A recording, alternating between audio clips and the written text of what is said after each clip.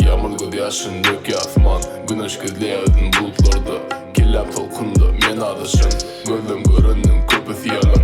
Asman, ağlaya durman, deminde duruz onu sen lan. Saat kıstın ya men onu izinden, men ütgen mok ütgeye var. Men şu, önkü boluşum, val çeşmesinde garp bolun. Mahtı gözlep adıştım, kıstın ya ey bizarım. Öngüm bolundan sonum bolsun, değil ya nakılım anaytılşım. Entem yadımdan yerden gelenim, hemme zada çün sağ bolun.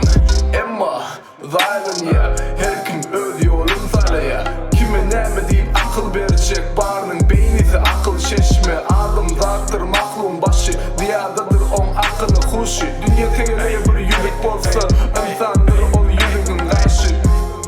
Bıdıl yaz, bıdıl yaz, bıdıl yaz, bıdıl yaz. Vaktırını kısın yasa, men kısınım o kısın yasa.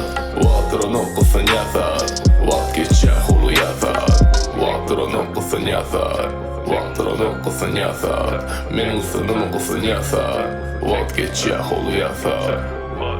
Hulu yasa, hulu yasa, hulu yasa, hulu yasa.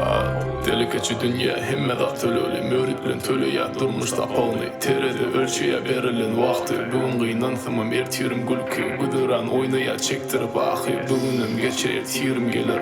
Kati dağıtiyat begençli vakti, bugün karanlığı ertirim yaktı.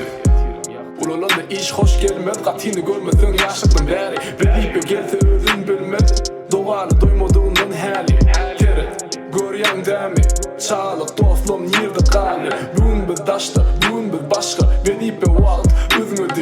Gözlem oturmuştan sücü fırsadı. Fırsatla gözlem taksın görmedi. Meni gözü yendim, ömrü uğru. Teşnelikti, oğlum yürüyü. Menlik, bela başında, menlik. İnsan taşında, tomutlu büyüdü. Yağda kışındı, ansat aldıran haram Belipe saat. Elimde tik-tak, düğün 16, düğün 26. Etmedi iş köp yolu. Kıyna taktı vakti, men boşlu.